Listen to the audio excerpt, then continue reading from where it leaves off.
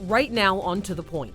It's like you got hit by a bomb. President Trump on the ground in Los Angeles, now pledging the federal government's support to rebuild. What happens next? Plus, troops now at the southern border. Federal officials saying hundreds of undocumented migrants already under arrest. Where concern is now growing here. And pushback on Trump's tariff plans. Prices for American consumers on just about everything will go up. Tonight, officials sounding the alarm about the impact to your wallet. Good evening. As always, thank you so much for joining us on To The Point. I'm Alex Bell. President Trump visiting California tonight, surveying the deadly Los Angeles wildfire damage. The president visited the Pacific Palisades area, walking the streets of neighborhoods where homes were reduced to rubble, meeting with fire survivors and joined by fire officials and, of course, First Lady Melania Trump. Governor Gavin Newsom greeted Trump at LAX. Newsom says this is the first time the two spoke since Trump's first term. The two have clashed in the past month, with Trump threatening to withhold federal aid unless California changes its water policies. They did have a brief exchange with reporters before taking off to see the wildfire damage. Let's take a listen to what he had to say. We're going to need your support. We're going to need your help.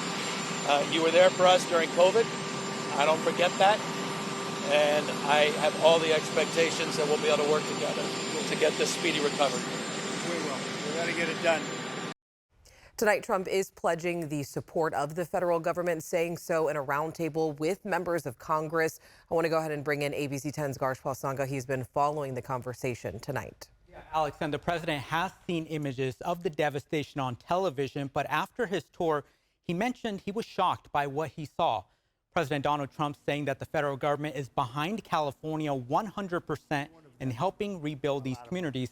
And during that roundtable, the president mentioned he will declare a national emergency for these fires. And as the conversation got going, he commented about waiving environmental permits to build faster, and the California sending more water to LA were made. I'm signing an executive order to open up the pumps and valves in the north. We want to get that water pouring down here as quickly as possible and let hundreds of millions of gallons of water flow down into Southern California, and that'll be a big benefit to you. If you don't want it, you're going to tell me, but I can't imagine it. I tell you who does like it is the fire department. When I said that, they were very happy with that. In ABC 10's previous reporting with our national verified team, experts say the water that supplies Los Angeles is either locally or state controlled. So a declaration about federal water wouldn't help fight fires in Los Angeles, adding that most of the water for Los Angeles doesn't come from the Central Valley water system Trump is referring to, but places like the Colorado River and Owens Valley. Now, according to CAL FIRE, more than 16,000 structures have been destroyed by the deadly LA fires, and a new estimate from AccuWeather today suggests that the cost of the fire damage and associated issues could now be more than $250 billion. Alex.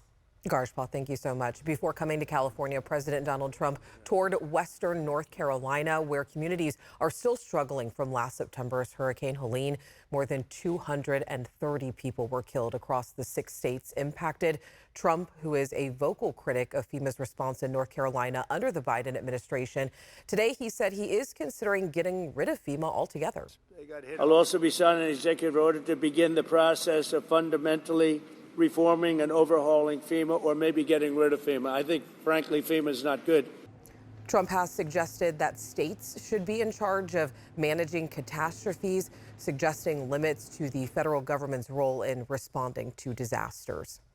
Now to the U.S.-Mexico border, where President Trump has ordered the deployment of more than 1,500 active duty troops. Tonight, his administration says military deportation flights have started. Morgan Norwood has more tonight. The first wave of active duty troops now on the ground at the U.S. southern border. President Trump surging 1,500 active duty Army soldiers and Marines as part of his crackdown on immigration, with the Pentagon promising even more troops in the coming days. Those troops joining the 2,500 National Guardsmen and women who have been at the border for years, where apprehensions have dropped significantly from 2023. More than 47,000 encounters between ports of entry at the southern border, down from nearly 250 December 2023, according to the Border Patrol. The additional troops are part of a grand show of force as President Trump signs a slew of sweeping executive orders on immigration, declaring what he described as a national emergency. Just today, the Trump administration confirming deportation flights on military aircraft have already started. Trump asked about the deportations as he arrived in western North Carolina to tour the aftermath of Hurricane Helene. We're getting the bad, hard criminals out. These are murderers. These are people that have been as bad as you get, as bad as anybody you've seen. We're taking them out first. Meanwhile, several cities, including Boston and New York, are seeing some communities rattled by ICE raids. Federal authorities confirming the arrest of more than 500 undocumented migrants on Thursday alone. And sources say those operations appear to have been routine, with most of those arrested suspected criminals. Trump also revoking a directive barring arrests in sensitive areas, allowing federal immigration authorities to target schools and churches. And tonight, neighbors in Roseville are sharing concerns after a flyer asking people to report undocumented immigrants was found, to the point viewer actually reached out to us asking us to look into it. This is exactly what the flyer looks like, displaying the Homeland Security Investigations tip line. It was found near Roseville High School. Roseville police tell us no reports have been made about this to them.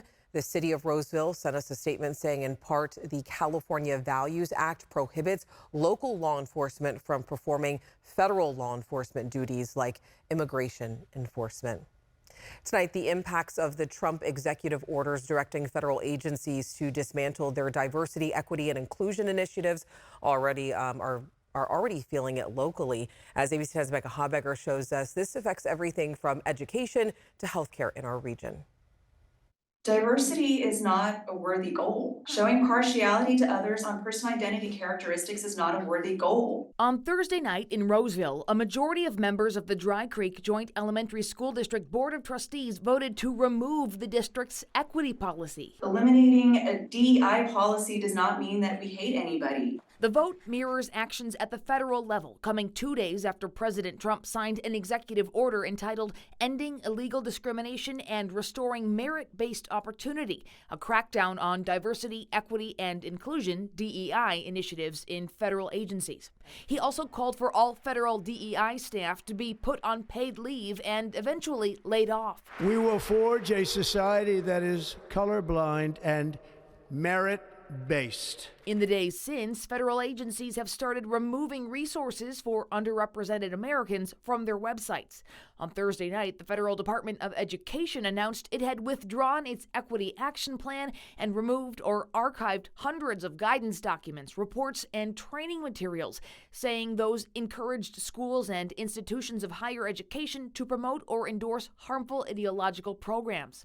The Trump administration also put a freeze on external communications by federal agencies at least through the end of the month, according to a memo obtained by the Associated Press. We are starting to see some disruptions in communication from the Indian Health Service directly. Virginia Hedrick is executive director of the nonprofit California Consortium for Urban Indian Health, comprised of 10 programs across the state, including the Sacramento Native American Health Center. We're just really concerned about what this will mean in terms of slowdown of work that's been underway. She says clinics are also concerned about what the Trump administration might do to their federal funding, which comprises the majority of their budget. While our clinics are directly contracted with the Indian Health Service, we are heavily reliant on Medicaid. And in California, we call that Medi-Cal. And we suspect that this administration will work to make cuts to that. Becca Habegger, ABC 10. We reached out to the California Department of Public Health for their response to these concerns. They told us in part, California will continue to work collaboratively with our federal partners to ensure that families in our state are healthy and our communities are vibrant places to live and work. Stay with us. Still ahead onto the point. Will Trump introduce tariffs? Tonight, the response from world leaders and why finance experts are warning about your bottom line. Plus, could California become its own country? The new push and why the question may end up on the ballot. Much warmer than average temperatures this time of year in the mid to low 60s, but cool temperatures are on the way with a changing weather pattern. We'll talk about that coming up.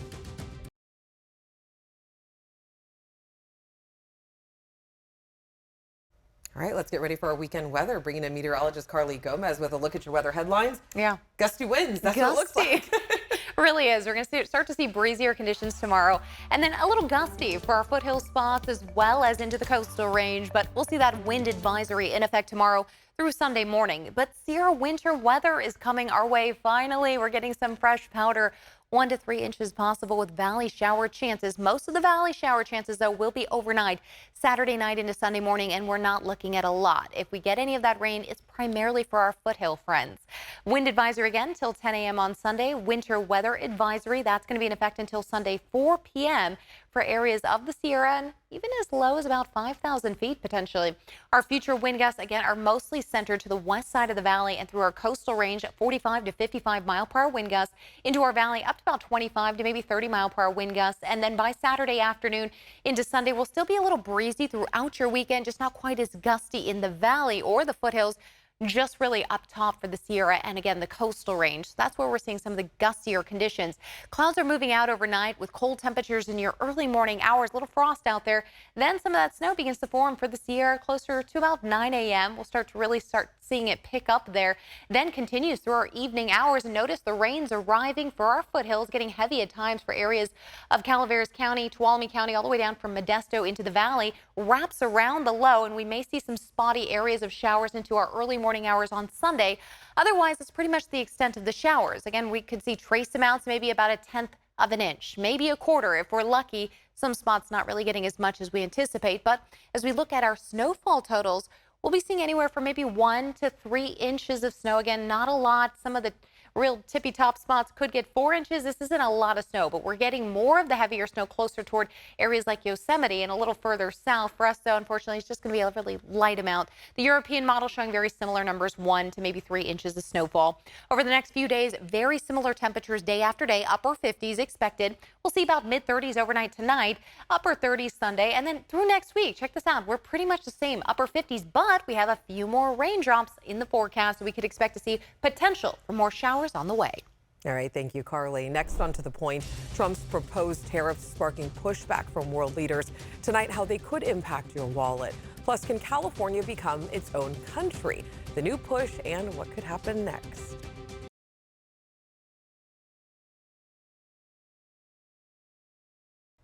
Welcome back. President Trump is expanding on his tariff plans, telling world business leaders if their products are not made in the U.S., they will be taxed. But questions remain over who will foot the bill. Here's reporter Perry Russum with how leaders and financial experts are responding.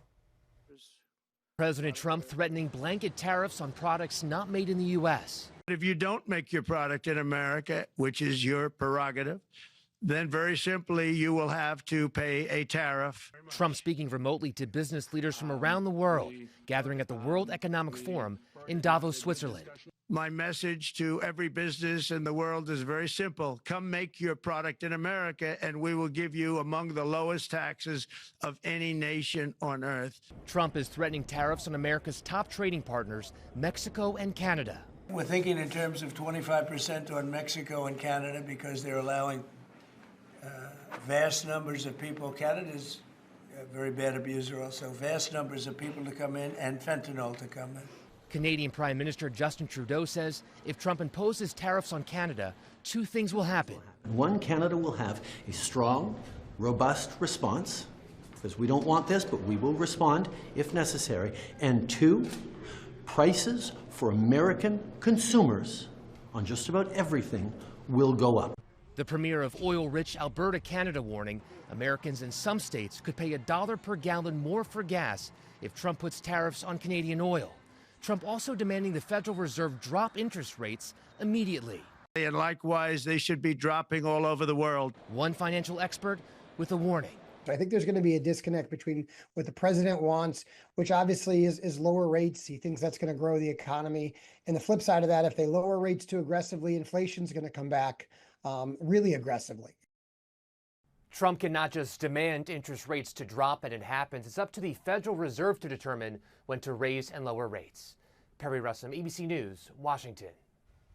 Is California better off on its own? That's the conversation CalExit is trying to start again. The California Secretary of State announced on Thursday that an initiative for the November 2028 ballot asking whether California should be its own country can start gathering signatures. The CalExit group tried this back in 2016, but they believe this next time results will be a little bit different. Now everybody recognizes what we know. This is Trump's America. There will not be a resist movement to counter CalExit like there was in 2016 because nobody believes he's a fluke. They all recognize he's part of America. Secondly, Republicans have enough votes to vote us out all on their own without any Democratic support. 546,000 signatures will be needed to move forward. If the measure makes it to the ballot and is approved by voters, it would form a commission to report on the viability of California as its own country and potentially get the process moving.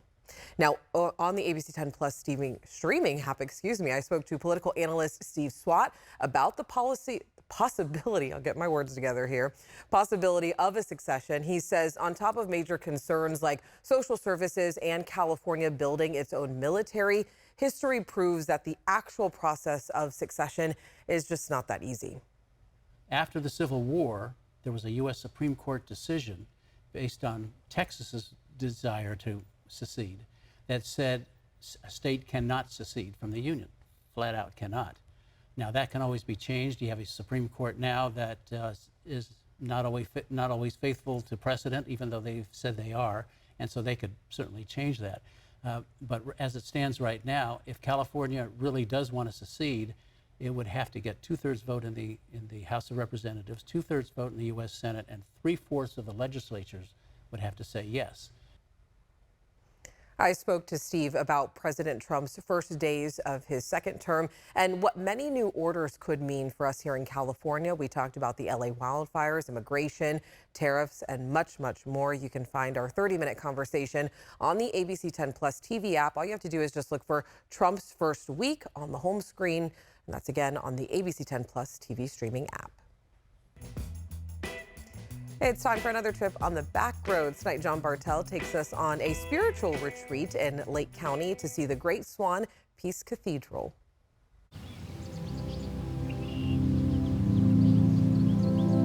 People find peace in many ways. I was on the edge of death. I have a genetic issue, and I was dying from it. But for Candace Stoley, peace came to her in the form of a vision while fighting an illness from a rare liver condition.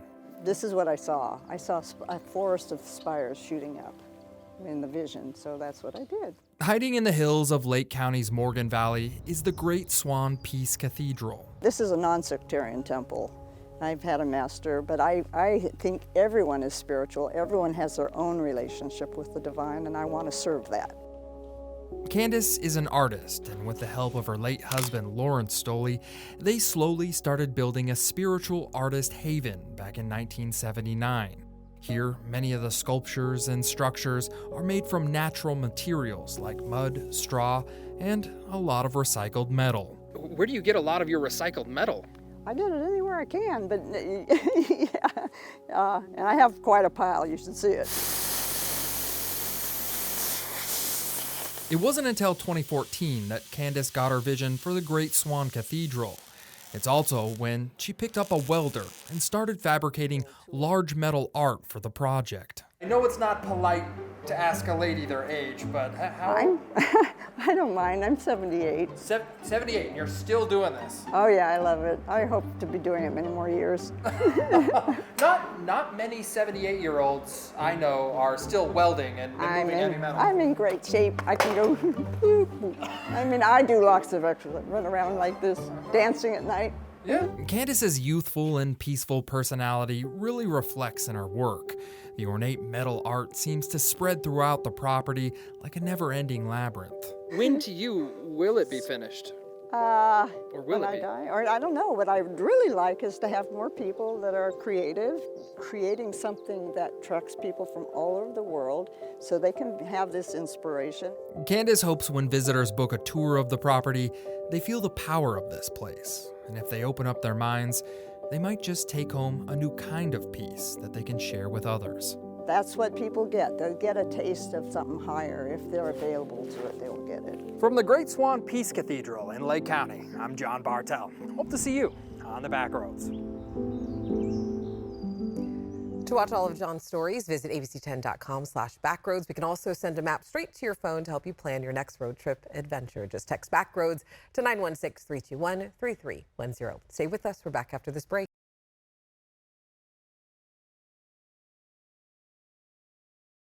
Before we go, some breaking news just into our newsroom. The Senate has confirmed Pete Hegseth as Trump's defense secretary. We know that Vice President J.D. Vance casted that tie-breaking vote, and this is one of several of Trump's cabinet picks that we will continue to watch. We know that more hearings are expected to pick up next week. That is our show tonight. Thank you so much for watching and for inviting us into your home. To the Point does not end here. You already know we got more stories featured on our show. Just download our free ABC 10 Plus streaming app. See you Monday.